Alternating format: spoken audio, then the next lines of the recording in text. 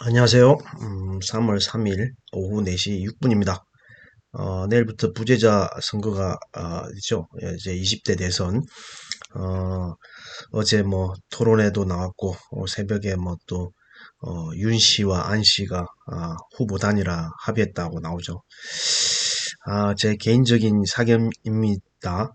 어쨌든 뭐 정치적인 이슈는 이야기하지 말아야 되는 걸 알면서도, 예, 안철수는 참 안타깝습니다. 말이 안 나옵니다. 어떤 어, 윤한테 가서 붙는지 옛날 김영삼이가 떠오르네요. 예, 김대중 버리고 노태우한테 가서 민정당이라는 걸 창당한 다음에 결국은 대통령 해먹었지만 IMF라는 걸 초래하고 어쨌든 개차반이었죠. 김영삼. 예. 아, 아무튼 후보 단일화 했는데 어쨌든 대선 어쨌든 한 나라의 지도자 잘 뽑아야 됩니다. 제가 뭐 계속적으로 뭐 정치 방송도 아닌데 정치적인 얘기를 하는 것 같은데 그만큼 지도자가 중요합니다. 뭐 언론에서는 이렇게 말하더라고요. 러시아 우크라이나 사태를 보고 신냉전 시대다. 뭐 이렇게 표현한 데도 있던데 사실상 이게 21세기의 저런 전쟁이라는 게 뭐 우리가 알기로는 뭐 중동에서 가끔 지역적으로 이렇게 전쟁이 난다라고 봤지 뭐 유럽에서 뭐 유럽이라고 하기는 좀 그렇지만 러시아가 우크라이나를 침공했는 소비에트 연방에서 해체돼서 뭐 해서 근데 침공한다는 게 21세기에 상상이나 했겠습니까? 아무튼 그런 게 발생하고 있다라는 현실에 신냉전 시대다. 그리고 푸틴 또라이가 뭐 핵 무기 언급하는 것도 저는 진짜 완전 또라이라고 생각이 듭니다. 이 시대의 핵이라니 참 뭐 공멸하자는 얘기밖에 더 되겠습니까? 뭐 다 죽는 거죠. 그렇게 되면. 예, 참 무책임한 발언입니다.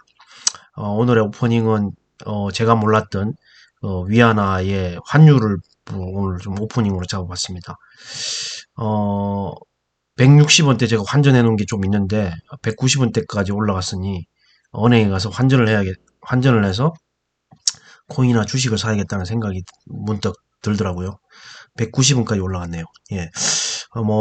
러시아가 스위프트 제재를 받으니까 중국에서 만든 무슨 시스템으로 결제를 한다고 하던데, 믿을 놈이 없어서 중국을 믿나, 뭐 이런 생각도 한편으로 들면서, 아무튼, 위안화가 많이 올랐습니다. 190원이고, 그 다음에 위안화의 위상이 엄청 많이 높아졌다고 하더라고요. 그리고 국제 무역에 있어서 위안화 결제하는 게 많아졌다고 합니다.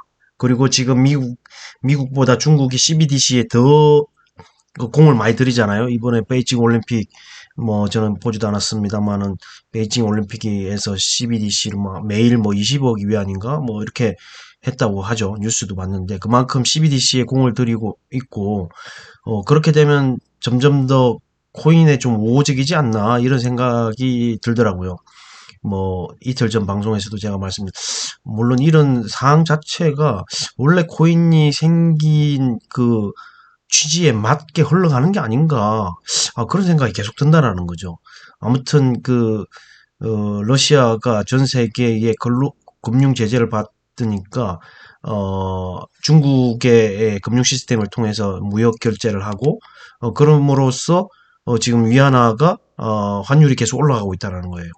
3월 어제가 191원까지 올라갔고 오늘은 190.58로 돼 있는데 아무튼 위안화의 위상이 상당히 많이 높아졌네요. 아무래도 G2 미국에 이어서 경제 규모로 2위를 차지하고 있는 중국이다 보니까 위안화의 위상도 많이 높아지고 달러가 1200원 약간 넘는데 지금 위안화도 엄청 많이 높아졌다라는 걸 오늘 오프닝을 하고 주식시장과 코인 시장에 대해서 조금 보도록 하겠습니다. 코인 시장을 제가 어젠가요? 뭐 뉴스를 보니까 네오이즈 홀딩스의 자회사가 네오플라이에서도 그 MPT라는 코인을 만들었는데 위메이드가 위믹스를 만들듯이 MPT를 만들었는데 그게 이제 MEXC 글로벌이라는 거래소에 2월 28일인가요? 2월 28일 날 상장을 했어요. 상장을 했는데 이제 이 2점 몇 달러에서 지금 10몇 달러로 상승하고 바로 37.77달러까지 갔다가 지금 11.767달러까지 떨어져 있는 상태죠. 뭐 주식과 마찬가지로 원래 상장하면은 상장 뭐라고 해야 되나 메리트가 있어서 이렇게 오르다가 이제 점진적으로 제자리를 찾아가는 그런 모습을 보이는데 이 MPT 코인도 그런 모습을 보입니다. 그러니까 어제보다 33% 떨어졌네요. 예. 있어서 이런 코인도 사실 이제 한국 코인 뭐 루나도 그렇지만 한국에서 만들어진 코인들이 이제 계속 생기고 자기네들 게임 생태계에서 어떤 입지를 다지기 위해서 많은 걸 하고 있지 않나 이런 생각이 듭니다. 그래서 네오이즈 홀딩스도 주식이지만 좀 유심히 봐야 되고 MPT도 좀 유심히 봐야 되겠다 이런 생각을 해봅니다. 개인적으로 관심 있으신 분들은 거래도 해보시고 공부도 해보시고 그런 걸 권해드립니다.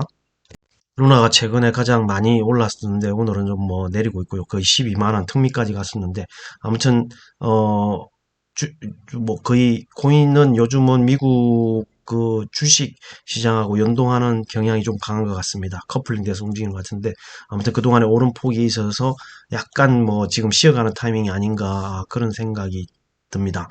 아무튼 루나가 상승폭이 뭐 거의 뭐 100%에 가깝게 최근에 올랐고 다른 것들도 움직임이 있었던 게 바이낸스 코인이 거의 50만 원 넘게 갔었지만 오늘은 조금 조정받는 것 같고 아무튼 여러분들 관심 코인들에 대해서 공부도 해보시고 매매를 지속적으로 해보시기 바랍니다. 저는 코인 같은 경우에는 갈 거라고 봅니다. 왜냐면 진짜 아까도 말씀드렸지만 글로벌하게 벌어지는 이런 것들이 이 코인이 애초에 생겨나게 된 취지하고 너무 맞다라는 생각을 지울 수가 없다는 거죠. 일단 DAO라는 게 올해 뭐라고 그러니까 이슈라고 할까? 좀 뜨거운 주제이기도 하고 어쨌든 D가 들어가는 Decentralized가 들어가는 DeFi뿐만 아니라 웹3, DAO 뭐 이런 것들이 아크 인베스트먼트에서 이야기했지만 그런 것들이 22년도를 지배할 이슈라는 거죠. 예. 그런 것들이 이 뭐 아날로그 뭐 디지털 반대 아날로그라고 하기 그렇지만 현실 속에 그러니까 디지털 금융 네트워크, 디지털 네트워크 아닌 밖에서는 여전히 센트럴라이즈드 돼 있다라는 거죠. 모든 게 중앙은행에서 결정하고 개인의 의사와 상관없이 그냥 오로지 어떤 권력을 독점하고 있는 기관들이 모든 걸 결정하기 때문에 내 의사와 상관없이 내 자산 가치가 떨어지고 그런 영향을 많이 받는다는 거죠. 이게 센트럴라이즈드 돼 있는 게 네트워크 밖의 세상이라면 디지털 네트워크 안에는 점점 디센트럴라이즈드로 가고 있다라는 거죠. 많은 것들이. 네. 그래서 뭐 이제 우리나라 은행도 보면 어제 국민은행인가요? 람다 256은 업비트 두나무의 자회사잖아요. 블록체인 뭐 하는 람다 256. 그라운드X가 이제 카카오가 있지만은 두나무에도 자회사 람다 256이라는 블록체인 뭐 이런 거 하면 자회사가 있는데 그런 거 하고 이제 시중은행 큰 은행들하고 MOU를 맺어서 뭔가 사업을 한다는 거죠. 왜 은행 정권 점포를 줄일까요? 저는 그렇게 생각합니다. 그 사람들도 안다라는 거예요. 이런 거에 대해서. 이런 이제 우리 은행이 하고 있는 사업이 이익은 많이 내나 미래에 봤을 때 자기네들은 사라질 업종이라는 걸 안다라는 거예요. 예. 아니 디지털로 CBDC를 하고 있는데 우리가 은행 점포를 갈 일이 뭐가 있죠? 온라인으로 다 하는데. 예. 점포 갈 일이 없습니다. 예, 온라인으로 환전도 다 온라인으로 하고 브릿지 커런시라고 해가지고 뭐 그런 것처럼 미래에 그 사람들 점포가 필요 없어요. 요즘 주식 거래 하는데 그 청약도 다 온라인 모바일 폰으로 하지 그 지점에 갈 일이 뭐 있습니까? 뭐 항의하러나 가죠. 항의하러나 가겠죠. 왜 제대로 안 될 때나 가서 대면하고 욕이나 해줄 겸 해서 가는 거죠. 그 외에는 뭐 갈 일이 있나요? 계좌도 다 온라인으로 개설도 하고 핸드폰으로 개설하는데 자기네들도 그 미래가 디지털 금융의 미래를 안다는 거죠. 그렇기 때문에 자기네들도 지금 물밑 작업을 엄청 하고 있을 거라는 생각이 듭니다. 아무튼 각설하고요. 또 이야기하다 보니까 딴 방향으로 좀 샜는데 코인의 흐름은 그렇다고 보고요. 간략하게. 근데 너무 많은 내용들이 개개인적으로 있고, 저도 뭐 공부를 한참 하는 중이고, 유튜브나 신문 기사나 진짜 뭐 뛰어나신 분들이 많더라고요. 너무 그쪽으로 아시는 게 많고, 그분들을 통해서 저도 공부를 하고 있는데, 아무튼 하면 할수록 참 앞으로의 미래의 세상은 이렇게 되겠구나라는 생각을 많이 합니다. 그 다음으로는 주식을 좀 알아보도록 하겠습니다.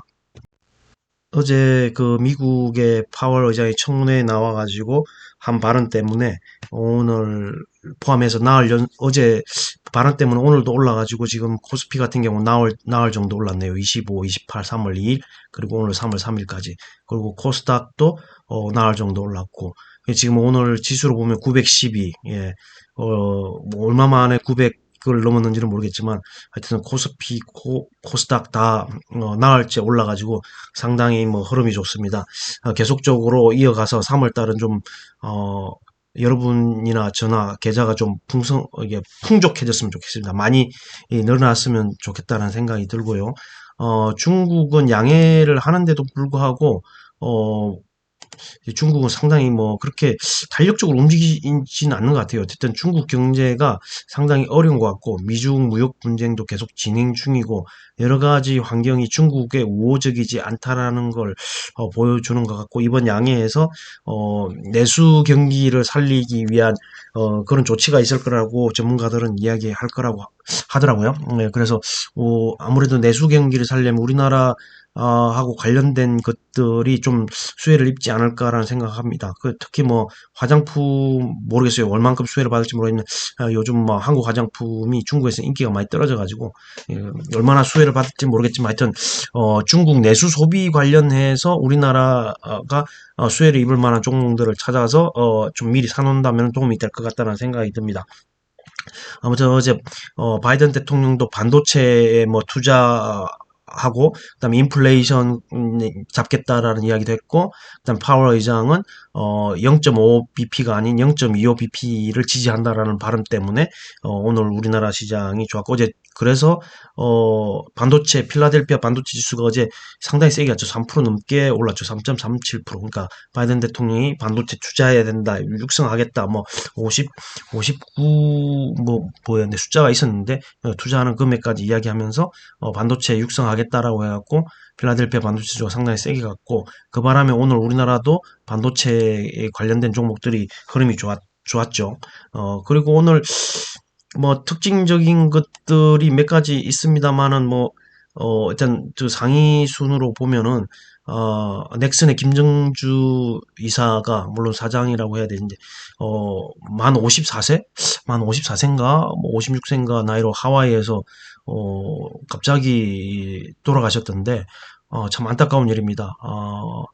그럼에도 불구하고 넥슨 GT 넥게임즈는 이제 이런 그거와는 상관없이 어떤 뭐 뭐라고 할까, 이 지분 관련해서 오늘 좀 뭐 지배구조, 넥슨 지배구조 변동 가능성 때문에 둘 다 상한가를 갔네요. 어쨌든 이 두 개는 합병한다고 전에 발표를 했었죠. 넥슨 GT, 넥게임들 합병한다고 이야기를 했었고, 그 다음에 덴티움이 이제 뭐, 이 치과, 이거 진짜 오스템 임플란트의 영향으로 좀 안 좋았지만 반사 이익도 있고, 러시아 사태와는 좀 거리가 멀다. 그 다음에 수출 제재에 포함되지 않았다. 이거는 이빨 치료하는 의료기기 때문에 제재받지 않았다라는 그런 것 때문에 오늘 상당히 세게 갔고, 물론 이제 실적이 너무 좋아가지고 세게 간 것도 있고요. 그 다음에 ABL 바이오가 얼마 전에 기술 이전 수출도 했지만 오늘 나온 게 뭐냐면 ABL 111이 미국 FDA 희귀 의약품 지정 때문에 오늘 세게 갔습니다. 예. 이것도 한번 기사를 한번 읽어보시고 얼마 전에 기술 이전해서 좀 세게 갔었죠. 차트상에 보시면 그때 추가 기술 이전도 나올 거다라는 그런 기대감도 있었기 때문에 1월 21일 날 34,800원까지 갔다가 약간 이제 그 이후로 좀 소강 상태에 빠져서 23,000원까지 떨어졌다가 지금 오늘 미국 FDA 희귀의약품 지정 때문에 3만원 넘게 올라갔습니다. 예. ABL 바이오는 앞으로도 꾸준히 한번 보시기 바랍니다. 예. 꾸준히 보시고 그 외에 아까 CBDC 이야기했지만 한네트, KCS 뭐 이런 게 CBDC하고 관련되어 있는 거고요. CBDC하고 관련되어 있지만 XRP는 뭐 가격이 뭐 그렇게 변동은 없더라고요. 예. 그리고 오늘 바이오주들이 아까 그 AL 바이오뿐만 아니라 바이오주들이 오늘 흐름이 많이 좀 움직인 것들이 있었습니다. 바이오주들도 좀 움직였고, 그 외에 실적 발표하는 기업들 중에 실적이 좋은 기업들이 움직였고, 어제 이제 조선이 많이 움직였는데 오늘은 좀 쉬어가는 흐름이고, 아무래도 원자재 값 상승하는 이때 조선에 들어가는 철판, 우판 뭐 이런 철강 그 가격 인상 때문에 마진 뭐 이런 것 때문에 그다음에 그런 걸 걱정하는 뭐 또 증권사 레포트가 나와서 리스크를 점검해야 할 때다. 조선주 뭐 이런 거 레포트가 나오면서 어제 세게 올라갔던 조선주는 조금 조정을 받았고 셀트리온이 오늘 셀트리온 삼형제가 오늘 좀 올랐습니다. 셀트리온 제약, 셀트리온 헬스케어, 바이오주들이 좀 올랐고 오늘 제가 이제 말씀드릴 거는 AP 시스템을 첫 번째로 말씀드리려고 하는데 AP 시스템이 오늘 실적 발표를 했습니다. 오늘 실적 발표를 했는데 상당히 잘 나왔습니다. 지금 보시면은 현금 배당 240원 결정하고 오늘 실적 발표한 게 4분기 실적도 이렇게 따로 발표하고 지금 이제 1년 연간 실적도 발표를 했는데 연간 실적부터 볼까요? 20년, 21년 대비해서 매출은 조금 감소했지만 영업이익은 좋고 순이익은 뭐 129% 정도 증가했죠. 그리고 AP 시스템의 4분기 실적을 보시면은 전분기 대비 3분기 대비해서는 81% 증가했고 20년 4분기 대비로는 조금 떨어졌네요. 그리고 영업이익 같은 경우는 다 올랐고 그다음에 순이익, 당기 순이익은 전분기 대비해서는 18.7% 감소했지만 2020년 4분기 대비는 2000%가 올랐습니다. 2100% 정도 올랐다고 보여지네요. 어쨌든 OLED하고 관련되어 있는 자동 이송 장비 시스템 뭐 OLED하고 관련되어 있고 이 AP 시스템의 주주는 APS 홀딩스고 APS 홀딩스는 넥스틴이라는 또 자회사를 가지고 있죠. 넥스틴 저기 반도체 패턴 회로 검사 장비 뭐 다크필드 뭐 라이트 뭐 그런 거 지난번에 한번 말씀드린 것 같은데 넥스틴도 한번 관심 가져보시고 넥스틴이 미국의 유명한 투자사, 은행 겸 투자사 JP모건인가요? JP모건인가 어딘가가 2대 주주가 됐죠. 예, 넥스틴 회사에다가.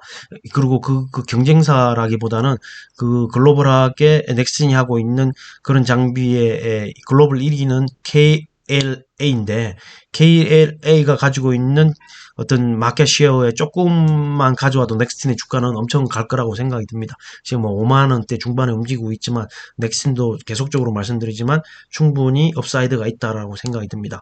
어쨌든 이 AP 시스템 실적을 제가 이제 엑셀에다 정리했으니까 한번 보시죠. AP 시스템이 좀 전에 말씀드린 바와 같이 20년 대비 21년도 실적 발표 이렇게 발표를 했죠. 영업이익률이 작년에 20년에는 7.82, 21년에 12.16 좀 나아졌고 21년도 4분기를 통틀어서 3분기에가 영업이익률이 제일 좋았지만 어쨌든 4분기에도 매출이 1741억이나 나왔어요. 1741억. 21년도 분기로는 최고치고 영업이익은 197억 정도 나왔는데 이것도 최고치네요. 순이익도 3분기에 약간 떨어지긴 하지만 어쨌든 142억 정도 나왔다는 거죠. 어쨌든 그리고 오늘 종가인가요? 종가가 24,450원. 24,450원으로 했을 때, 4,450원으로 했을 때 시가총액이 3,736억 정도고 PR이 6.54배밖에 안 됩니다. 그리고 PSR은 1도 안 돼요. 0.71배. 쌉니다. 아주 싸고요. 차트로 한번 볼까요? AP 시스템 차트로 봐도 지금 물론 뭐 2만 원대까지 떨어진 적도 있지만은 지금 그 고점 대비해서는 엄청 많이 떨어졌죠. 2021년 6월 22일 이 34,200원. 예. 그 34,200, 그 고점 대비해서도 엄청 많이 떨어졌고, 지금 뭐 2만원 중반대니까, 충분히 제가 볼 때는 OLED 사업은, 더 갈 거라고 봅니다. 뭐, 지금 아직 뭐, 투자가 조금 뭐 지연되는 경향이 있다고 하긴 하던데, 얼마 전에 LG 디스플레이와 삼성 디스플레이, 그 뭐 삼성이 LG 디스플레이를 산다. 왜냐면 이제 LG는 소형 디스플레이도 하지만 대형 디스플레이도 만드는데 삼성은 아직까지 대형 디스플레이를 못 만든다고 했던가? 뭐 하여튼 그래가지고 LG 디스플레이를 사온다. 뭐 그런 게 뉴스가 계속 나왔는데 뭐 마지막에 가서는 결렬이 됐죠. 그래서 조금 실망감으로 OLED들이 좀 많이 떨어져. 대표적인 게 이녹스 첨단 소재가 많이 떨어졌거든요. 이녹스 첨단 소재가 이제 그런 기대감이 있었는데 좀 그 이후로 주가가 많이 꼬꾸라졌어요. 이녹스 첨단 소재 한번 볼까요? 이녹스 첨단 소재. 이게 이제 OLED하고 관련된 이제 회사인데 보시다시피 57,400원까지 갔다가 57,400원까지 갔다가 지금 떨어진 게 4만원까지 떨어졌다가 지금 약간 올라왔는데 엄청나게 떨어졌죠. 예. 이것만 봐도 그 당시에 이제 그런 기대감이 있었는데 약간 그런 기대감이 실망감으로 바뀌면서 이제 쭉 미끄러졌죠. 예. 미끄러져 가지고 지금 약간 반등하고 있는데 그거에 OLED 관련돼서 이게 이제 대표적인 뭐라고 할까 종목이죠. OLED, 이녹스 첨단 소재. 그 다음에 IP 시스템은 이제 장비, 이거는 소재, 뭐 이렇게 볼 수 있는데 어쨌든 AP 시스템에 대한 실적을 좀 알아봤고요. 그 다음에 SNS텍이 또 오늘 좀 눈에 띄었습니다. SNS텍이 뭐냐면 EUV 펠리클. 원래 FST가 펠리클인데 FST는 실적도 저조하고 EUV 펠리클 같은 기술에 대한 이야기가 안 나왔죠. 그래서 FNS텍이 SNS텍이 EUV 펠리클 신규 공장 투자 200억의 시설 투자를 한다고 해서 오늘 좀 올랐습니다. 이 종목도 많이 떨어졌죠. 많이 떨어졌으니까 여러분 좀 보시고 어쨌든 반도체는 전에도 제가 계속적으로 말씀드린 전쟁입니다. 예, 반도체는 전쟁이고 지금 에너지 전쟁이기도 하지만 반도체도 전쟁입니다. 모든 국가 산업의 모든 거, 뭐 심지어 첨단 무기 반도체 없이는 안 돌아가거든요. 예, 컴퓨터뿐만 아니라 반도체가 없으면 아무것도 안 돌아갑니다. 국가 시스템 자체가. 예, 다 네트워크로 묶여 있잖아요. 전기든 뭐 항공기든 뭐 관제든 다 저기 네트워크로 묶여 있어서 거기에 반도체 없이는 아무것도 안 된다는 거죠. 그러니까 반도체는 계속적으로 캐파가 커질 수밖에 없다고 생각합니다. 저는 반도체가 계속적으로 침투율이 많아지면 많아지지 줄어들지는 않을 거예요. 자동차에도 반도체 침투율이 높아지죠. 뭐 가정에 쓰는 가전도 그렇죠. 뭐 뭐 뭐라고 할까 반도체 안 들어가는 물건이 없을 정도로 반도체의 쓰임새는 점점 더 많아질 거라는 거죠.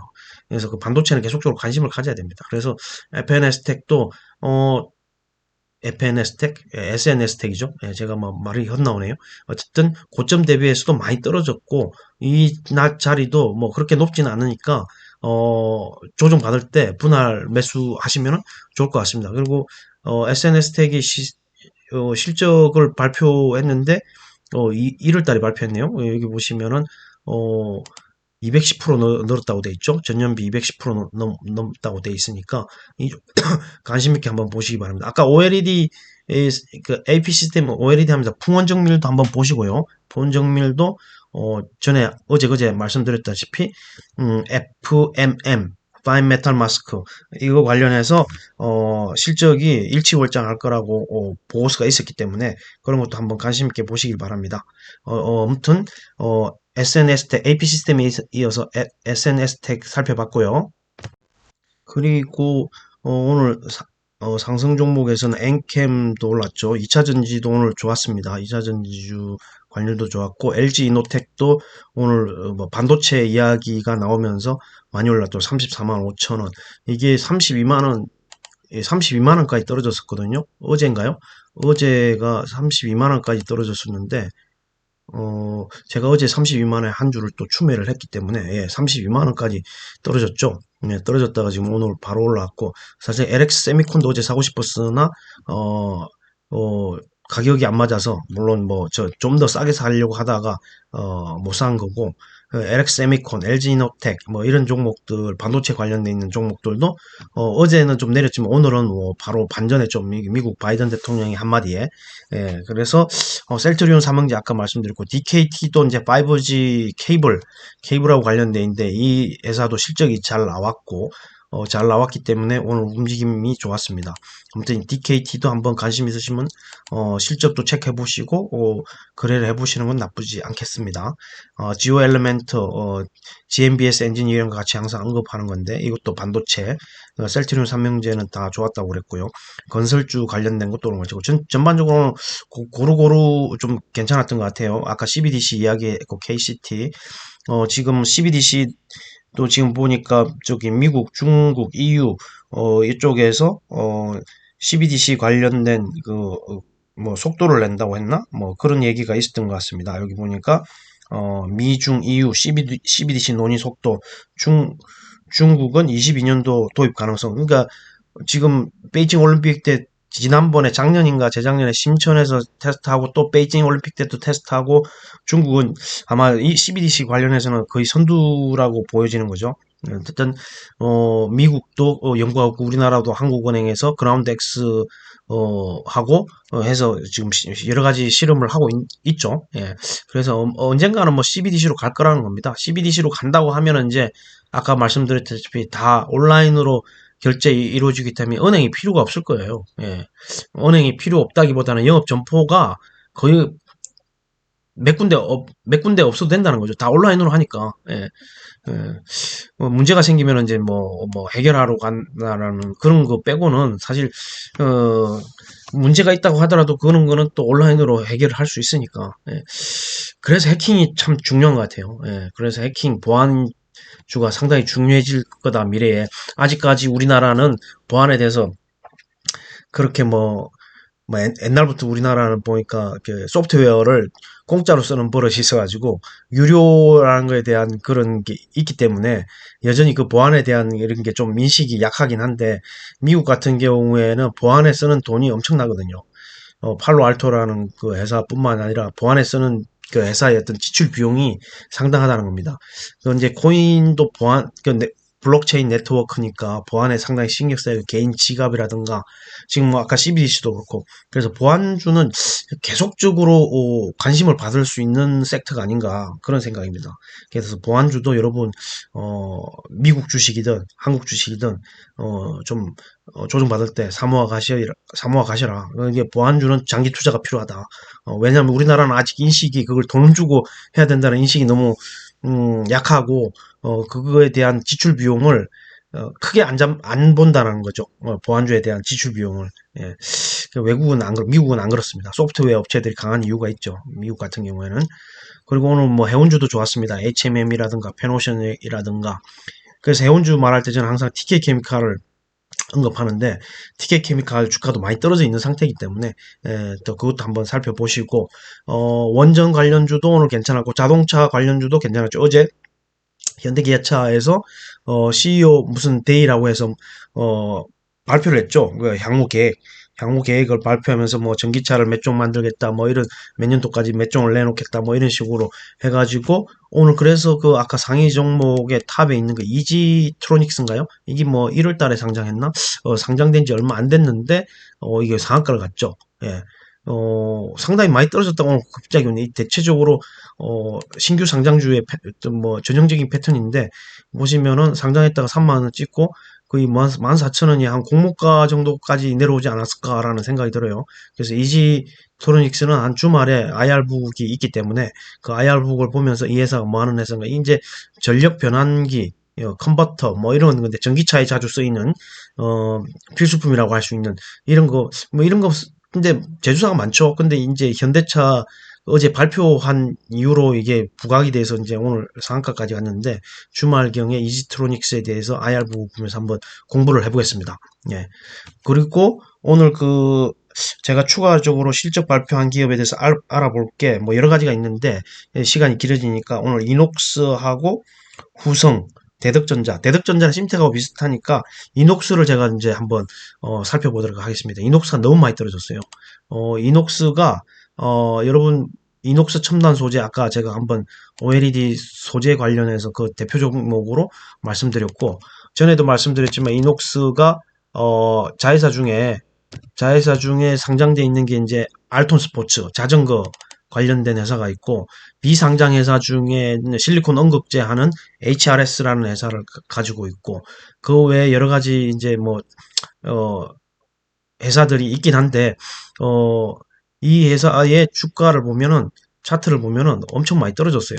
예, 그래서 일봉을 한번 보시면은 38,800원에서 거의 뭐 2만원 밑으로까지 떨어졌잖아요. 예, 엄청나게 많이 떨어졌습니다. 지금 뭐 반토막 43%니까 22,100원이 반토막이니까 그 전에 고점에서 반토막 났다가 약간 고개를 드는 형국인데 이녹스가 이제 실적 발표를 했어요. 여기 보시면, 물론, 실적 발표하기 전에 이제 여기 있는 기업 정보 이런 걸 한번 활용을 해보도록 하겠습니다. 예, 이왕이면 있으니까 이 스냅샷을 보고, 이녹스를 보시면은, 어제, 코스닥에 있고, 뭐, 지금 PR 21.34배라는데, 이거는 좀 이따가 제가 알아볼 거고요. 발행 주식수라든가 외인 지분 1.64, 뭐 이런 것도 한번 보시고, 유동 주식수도 나오네요. 26.77%밖에 안 되네요. 유동 주식. 뭐 대주주가 다 물량을 가지고 있다는 거죠. 예. 그리고 여기 보시면은, 대주주 물량이 69.31%. 예, 엄청 많네요. 예, 엄청 이 회사가 뭐 하는 회사냐? 2001년 세환 마이크로닉스를 설립, 2005년 이녹스로 사명을 변경했고, 여기 보시면은 이제 존속 회사 이녹스, 그 다음에 이녹스 첨단소재로 인적 분할을 했고, 이 회사는 지주회사, 이녹스는 지주회사고, 자전거 사업 분야에 레저 부분이 알톤 스포츠가 있고, 투자 회사인 아이베스트가 있고, 2차전지 음극재용 원소재를 생산하는 TRS를 종속회사를 두고 있다. 그 외에 IT 첨단 소재를 생산하는 뭐 이게 있고, 이게 실적이고, 뭐 쭉 있죠. 이게 이제 간략한 회사 소개죠. 회사 소개고, 여기 보시면 이제 실적이 나오죠. 실적이 나오고, 그 다음에 이제 실적 발표를 했습니다. 이녹스가 실적 발표를 했어요. 여기 보시면은, 2월 8일 날에 실적 발표를 했네요. 2월 8일 날 실적 발표를 했는데, 여기 보시면 20일, 다 빨갛죠. 예, 20년도에 비해서 21년도에 매출은 38% 증가했고 영업이익은 127% 증가했고 순이익은 335% 증가했습니다. 이녹스가. 예, 그래서 이걸 또 제가 엑셀 파일로 정리했죠. 예, 그걸 보고 다시 말씀드리겠습니다. 이녹스 실적을 보시면은 일단 아까 20년, 21년 여기서 이제 말을 했고요. 영업이익률이 20년에 19.53인데 21년에 32%까지 증가했죠. 그리고 21년도 4개 분기를 봐도 영업이익률이 뭐 거의 30%대 나옵니다. 이 회사는 영업이익률 30% 나온다는 건 정말 대단한 회사인 거죠. 대단한 회사인 거라고 생각하고 그 다음에 이제 매출액이 보시면은 152억이에요. 4, 4분기에 제일 안 좋네요. 4, 4분기 좀 안 좋았네요. 영업이익이 50억 정도고, 그 다음에 순이익이 365억인데, 이건 아마 자회사들의 결산을 해서 그런 것인지는 모르겠습니다. 순이익은 365억이 나왔죠. 영업이익보다 순이익이 크다라는 거는 뭔가 뭐 금융소득이라든가 기타 영업활동 외에 관련된 뭐 환율이 올라서, 손이 아니고 환차 이익이 발생했다든가, 뭐 그런 걸로 해서 이런 거는 이제 다트에 가서, 거기, 자세히 나오는 내용을 봐야 되겠지만, 어쨌든, 4분기의 순이익이 상당하네요. 네, 그리고, 주가 21,400원, 오늘, 아까 얼마였죠? 22,100원이죠? 22,100원으로 했을 때, 22,100원 했을 때, 시총은 2,066억, PER이 3.83입니다. 3.83. 그리고 PSR은 2.75. 1에서 3이면 뭐 정상 구간이라고 생각하는데 PR이 너무 낮아요. 예, 유보율도 30%가 넘고 돈도 이 회사 쌓아놓고 있다는 거죠. 돈 쌓아놓고 있고 주가가 너무 많이 떨어졌어요. 아까 차트에서 보셨지만 한 43% 떨어졌잖아요. 지금 22,100원이 고점 대비 43% 떨어졌기 때문에 그리고 자회사들도 실적이 좋습니다. 이녹스 첨단 소재라든가 알톤 스포츠랑 여러분 체크해 보시면 알겠지만 실적이 좋아요. 그리고 아까 TRS가 실리콘 음극재 소재 뭐 하는데 그 회사도 뭐 똘똘한 자회사이기 때문에 이녹스가 너무 많이 떨어져 있는 상태이기 때문에 차트상 위치도 좋고 실적도 나오는 기업이기 때문에 한번 제가 추천을 드리는 종목이고요. 이녹스를 보셨고 그 다음에 아까 거래대금 상위순으로 한번 볼까요? 후성도 제가 말씀드리고 싶은데 후성을 일단 한번 볼까요? 후성도 한번 보시면은 일단 차트를 먼저 보고 이녹스 말씀드렸고 후성이 이제 전해액이잖아요. 중국에서 주로 이제 사업을 하고 그전에는 뭐 냉매로 후성이 이름을 날렸고 그다음에 뭐 이제 탄소 배출권 뭐 그런 얘기도 관련돼 있고 후성도 보시면은 지금 차트상으로 보시면은 고점 대비해서 많이 떨어져 있는 상태예요. 고점 대비 뭐 25,700원까지 갔었는데 지금 뭐 오늘 2만원 밑으로 잠깐 떨어졌고 그전에는 18,000원대까지도 떨어졌고 근데 우성이 이제 중국의 전기차 성장의 수혜를 입을 거라는 거죠. 왜냐하면 LIPF 육불화 인산철 그 전액을 만드는데 거기 중국의 캐파가 커지고 있고 거기서 매출액이 충분히 나올 거라는 거죠. 15원의 배당은 뭐 미미하고요. 일단 실적 발표한 게 있는데 여기 보시면은 어 20년도 비해서 영업이익은 2000% 성장했네요. 예, 흑자 전환했고 이 정도 실적이면 아무래도 전액을 하기 때문에 향후에도 좀 나아지지 않을까요? 저는 그렇게 생각을 합니다. 어쨌든 이 정도 실적이면은 차트상으로 봐도 충분히 메리트가 있다. 지금 2만 원대니까 2만 5천 원까지만 가도 25% 정도의 수익을 볼 수 있고 아무튼 2차 전지 관련주, 전기차 관련주는 지속적인 성장을 할 거다. 물론 뭐 중국 시장은 전기차 침투율이 좀 많이 높아진 상태죠. 이제 미국 시장은 개화식이고 그 다음에 EU가 두 번째죠. 중국이 이제 침투율, 전기차 침투율이 가장 높고 그 다음 EU, 그 다음에 이제 미국인데 미국은 뭐 한 자리대죠. 아직 뭐 5%, 6%? 그 정도 될까 말까 하는데 이제 아마 그게 50%까지 높이겠다고 바이든 대통령도 이야기했기 때문에 향후 미국 시장이 폭발적으로 성장 할 거고 그 수혜를 우리나라가 많이 입을 거다. 근데 이제 후성은 중국에 있다 보니까 그래도 중국이 뭐 20%대 아니면 10%대 침투율이라고 해도 50%대까지 올라가면 아직까지 볼륨이 있기 때문에 그 수혜를 받을 거다라고 하고 그다음에 이런 실적 발표를 근간으로 해서 보더라도 조금 더 성장성이 있다라고 보여집니다. 그래서 향후 실적 추이를 보면서 가셔도 되지만 현재 차트상의 위치를 봐도 2만 원이면은 충분히 메리트가 있지 않나 그런 생각을 해봅니다. 일단 실적을 가지고 엑셀표를 잠시 보실까요? 우선 보시면 아까 2년간 그러니까 실적 보시면은 아까 뭐 2000% 영업이익 여기서 나오죠. 그리고 영업이익이 또 15.6% 20년대는 1% 정도 나왔는데 아무튼 괄목할 만한 성장이고요. 21년도 4개분기를 통틀어도 영업이익률 4분기에 가장 잘 나왔고 3분기 20.93% 2분기에서 3분기로 넘어가면서 확 뛰었네요. 그리고 매출도 1350억 4분기에 영업이익 303억 순이익이 276억 나왔고 주가를 2만 원으로 계산을 해도 시가총액이 꽤 높죠. 1조 8천억이 넘습니다. 1조 8,500억. 발행 주식수가 워낙 많아서 PR이 높습니다. 40.37. 근데 3분기에 84배보다는 많이 낮아졌죠. 이익이 많이 늘었기 때문에. BSR은 높네요. 아무래도 성장주라고 생각이 있어서 높고, 그 다음에 이제 7.38배, 7.38% 외국인 보유 지분은 7.38%라는 거고요. 그 다음에 아까 이녹스 봤던 것처럼 이 회사도, 잠시 보면요. 이제 기업 정보에서 보면은, 어, PER이 여기 높다고 그러지만 아까 제가 계산한 거는 그게 지금 전체 21년도 실적 갖고 계산한 거기 때문에 저게 맞을 겁니다. 예. 여기 보면 7.38 외인 지분이고 그 주식수도 이렇게 나오고 유동 주식수는 53.18%좀 뭐 꽤 높네요. 예. 그리고 실적 발표한 것도 나오고 이 회사가 대주주가 46.82% 정도 가지고 있네요. 국민연금공단이 9.29% 가지고 있고 예. 이 회사가 이제 2006년 11월 23일 날 설립됐고, 냉매가스. 전에는 냉매가스로 유명했죠, 후성이. 냉매가스, 반도체용 특수가스.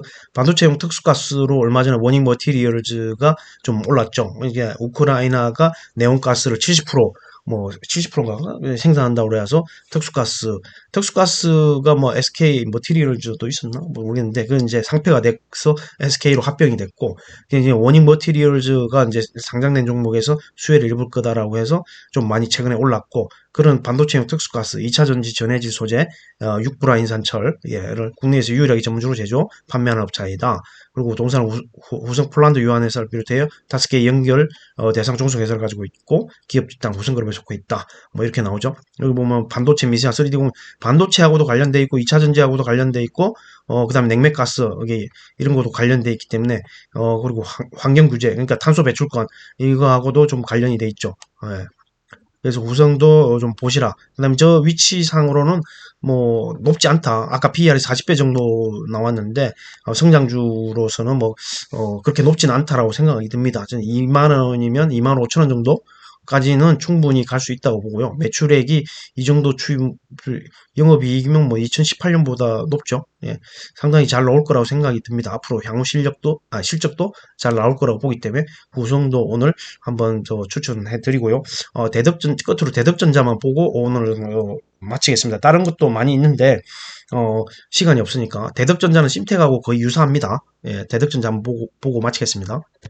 대덕전자는 뭐 PCB 관련 회사죠. 심택하고 마찬가지로 제가 보면 인적 분할로 설립된 회사로 2020년 5월 재상장했고 PCB, 대덕회의 산업적 PCB 사업 부분을 영위하고 있다. 반도체, 모바일 통신기기 각 분야에 걸쳐서 첨단 PCB를 공부하고 블라블라 이렇게 한번 읽어보시고 그 다음에 또 이제 차트상으로 보시면 대덕전자도 거의 고점에 와 있는 상태입니다. 25,450원이 고점인데 오늘 종가가 24,150원이니까 거의 고점에 와 있고 향후 PCB 쇼티지는 1, 2년 지속된다라는 많은 전문가들이 얘기하고 있기 때문에 기판 관련주는 제가 볼 때는 올해 괜찮을 거다라는 생각이 듭니다. 실적이 꽤 나올 거라고 생각이 들고요. 그 다음에 21년도 실적 발표도 얼마 전에 했죠. 대덕전자가 실적 발표를 했기 때문에 실적을 한번 보실까요? 여기 IR도 오늘 어젠가요? 어제 했던 것 같은데 그 자료가 IR고에 자료가 올라와 있습니다. 그것도 좀 이따가 살펴보도록 하겠습니다. 여기 보시면은 매출이 1조 원이 넘죠. 1조 원이 넘고 61% 20년도 대비 21년도 매출액은 61% 넘고 영업이익 보시면 2580%입니다. 2580%. 그만큼 PCB 기판이 호황이라는 거죠. 순이익도 648억이에요. 648억. 엄청난 실적 아닙니까? 영업이익률은 제가 볼 때는 1조 매출 대비 영업이익이 10%가 안 되는 거죠. 그래서 대덕전자도 제가 엑셀 파일에 요약을 해놨으니까 잠깐 보실게요. 여기 보시면 대덕전자도 좀 전에 말씀드린 1조 9억 2,800만 원 정도고 전년 대비해서 영업이익이 엄청나게 성장했죠. 2000%가 넘게. 그 다음에 이제 21년도 전체적으로 봐도 4분기에 2,820억 최고치로 나왔고 영업이익 269억 이것도 최고치고 순이익은 3분기 비해서 조금 떨어지네요. 201억. 영업이익도 3분기보다 조금 떨어지네요. 영업이익이 3분기 잘 나올 때는 10%가 넘는데 약 10%만 나와도 잘 나온다라고 생각이 드네요. 그리고 또 24,200원 기준으로 했을 때 시가총액이 한 1조 2천억 정도 되고 PR이 18.43배, PSR이 1.19배. 상당히 심택하고 비교를 나중에 해봐야겠지만 제가 볼 때는 조금 더 갈 수 있는 볼륨은 있겠다. 거의 주가도 최고치에 와 있긴 하지만 오늘도 심택이 54,000원 정도 터치했죠. 얼마 전에 직전 최고가 54,200원이었던 것 같은데 오늘 54,200원 또 살짝 터치하고 올라갔던 것 같은데 아무튼 유보율도 있고 이 회사 돈도 제법 많다라는 거죠. 대덕전자. 그리고 배당도 꾸준히 주고 그래서 이제 IR고에 있는 자료를 한번 보실게요. 3월 2일자 기준으로 이제 IR고에 이제 이 대덕전자 자료가 올라와 있더라고요. 그래서 이제 이런 대덕전자 어떤 거 하나 사업 속에 반도체 패키지, 모듈, 시스템인 패키지, SIP, 그다음에 MLB 이렇게 돼 있는데 여기 보시면은 이런 AI 프로세서나 AP 앤 컨트롤러, 낸드 플래시, D램, 비메모리용 기판, 그다음에 웨어러블 센스 모듈용 기판, 여기 웨어러블 센서, 카메라 모듈, AIP, 그다음에 테스트 NW는 뭔지 모르겠습니다. 어쨌든 기판, 프로브 카드 테스터, 리피터, 옵티컬 트랜스미션 이런 기판을 만든다는 얘기죠. 그리고 이제 4분기 실적이 보면은 FC, BGA, FC, CFP 고부가 제품 실적 확대 이렇게 나오는 거죠. 아까 실적은 살펴봤으니까 이런 자료도 한번 그냥 공부 삼아 보시면 좋을 것 같아요. 공부 삼아 이렇게 보시면은 이런 게 뭔지 플립칩 BGA라든가 용어도 좀 익숙해지고 여기 보시면 이런 내용들이 있으니까 한번 쭉 보시면 좋을 것 같습니다. 이 심텍도 이런 자료를 발표했습니다. 심텍도 이런 자료를 발표했는데 옆에 있나요? 한번 볼까요? 심텍도 보시면 여기다 이제 2월 24일 날 이런 IR고에 자료를 올렸어요. 심텍도 보면 아까 그 대덕전자보다 조금 복잡하긴 하지만 어쨌든 MSAP 기판이고 여기는 그래서 그리고 실적 발표 매도 심텍은 22년 경영실적 전망을 이렇게 21% 21년 대비 매출액은 21% 상향, 영업이익도 78% 엄청나죠. 그래서 심텍이 세게 가는 겁니다. 세게 가는 거예요. 이런 자료들을 보시면서 용어도 좀 전에 말씀드린 용어도 익히고 어쨌든 여기 MCP 기판 있고 GDDR6용 FC, CFP 아까 이것도 대덕전자에 있었죠. 이런 용어도 익히면서 기판 관련주에 대해서 좀 알아보는 거죠. 자료가 잘 나와 있으니까요. 어쨌든 오늘은 여기까지 하도록 하겠습니다. 더 많은 그 얘기가 있지만 코스모 화학을 얘기해야 되는데 오늘은 너무 길어졌으니까 코스모 화학도 마지막에 좀 실적을 체크하고 볼 건데 어쨌든 코스모 화학은 차트만 한번 보고 넘어가겠습니다. 마치겠습니다. 코스모화학도 차트 보시면 상당히 많이 떨어졌어요. 예, 지금 23,150원에 작년 8월 24일 최고가 대비해서 11,000원, 12,000원까지 떨어졌다가 지금 14,400원 정도인데, 코스모화학이 코스모 신소재, 그 다음에 2차 전지에 들어가는 망간, 코발트, 뭐 이런 거하고 관련돼 있고, 그 다음에 폐배터리, 뭐 이런 사업을 하기 때문에, 그리고 실적 발표한 것도 잘 나왔습니다. 그래서 코스모학도 자리가, 차트상에 자리가 좋다. 여기 코스모학 보면 3월 2일 어제도 국내 기업 폐배터리 사업 본격화 뭐 이런 얘기도 나왔죠. 그리고 실적도 보시면은 여기에, 어, 영업이익은 511% 증가했네요. 20년 대비. 매출은 44% 증가했고, 매출이 뭐 5,126억이고, 순이익이 238억, 이 정도면 괜찮은 거 아닌가요? 잠깐만요. 이게 저기, 엑셀로 요약한 거, 이것만 보고 마치도록 하겠습니다. 시간이 좀 길어지고 있는데. 코스모학도 실적이 잘 나왔죠. 아까 좀 전에 봤다시피. 근데 영업이익률이 좀 떨어진다는 게 조금 걸리긴 합니다. 예, 다른 거에 비해서. 6%대, 5%대 이렇게 나오니까. 예, 그리고 21년도 4분기를 틀어도 매출액이 4분기에 1694억, 영업이익 90억, 순이익이 59억, 3분기보다는 떨어지죠. 영업이익률이 5.31%밖에 안 나오니까. 그리고 아까 14,000 얼마였죠? 14,200원, 14,200원 정도. 이제 시가총액이 4천억이 안 되고 PER은 16.5배, PSR이 낮죠. 0.77배. 매출은 많이 나오는데 영업이익이 안 나오니까 그런 PSR은 높고 PER은 높은 거죠. PSR은 낮고 어쨌든 코스모화학도 여러분 뭐 폐배터리라든가 2차전지 관련된 종목이니까 좀 자세히 저기 알아보시고 제가 이제 뭐 권해드립니다. 예, 권해드리는 종목이니까 투자의 판단은 여러분이 하시면 되겠습니다. 좀 공부를 해보시고 알아보신 다음에 매매를 해보실 걸 권해드리고요. 아무튼 오늘 뭐 전체적으로 제가 말씀드린 게 코스모화, 이녹스, 그다음에 후성, AP 시스템 실적은 이렇게 대득전자까지 이렇게 알아봤고 중간중간에 뭐 말씀드린 종목도 꽤 있는 것 같은데 오늘 오프닝은 이제 위안화가 많이 올랐다. 국제적으로 달러 다음에 어쨌든 위안화의 위상이 높아진 게 아닌가. 유로화보다 더 높은 위상을 차지하는 게 아닌가. 이 러시아 사태, 러시아 우크라이나 사태 때문에 더 그런 것 같고요. 아무튼 어쨌든 나흘 동안 이제 조금씩 올라서 나흘 동안 올라줘서 상당히 좋고요. 지금 마지막으로 이제 해외 증시 흐름을 좀 보고 마치도록 하겠습니다. 미국 선물은 거의 뭐 약보합 정도 수준이고 지금 시간에 5시니까 유럽은 개장했을 것 같은데 러시아는 안 열리지만 아직 개장을 안 했나 보네요. 반영이 안 됐습니다. 새벽 시간으로 되어 있는 거 보니까 아시아는 어쨌든 일본도 올랐고 베트남도 1.1% 정도 오르고 인도는 뭐 약보합 정도, 예, 호주는 0.5%, 말레이시아는 0.92% 정도 올랐네요. 아무튼 오늘은 여기서 마치겠습니다. 어쨌든 날가 올라서 상당히 뭐 조금 다행이다 싶기도 하고 이런 분위기를 3월 내내 쭉 이어갔으면 좋겠습니다. 그리고 빨리 거기 러시아 우크라이나 사태가 종식되었으면 좋겠네요. 오늘 하루도 여러분 수고 많으셨습니다. 감사합니다.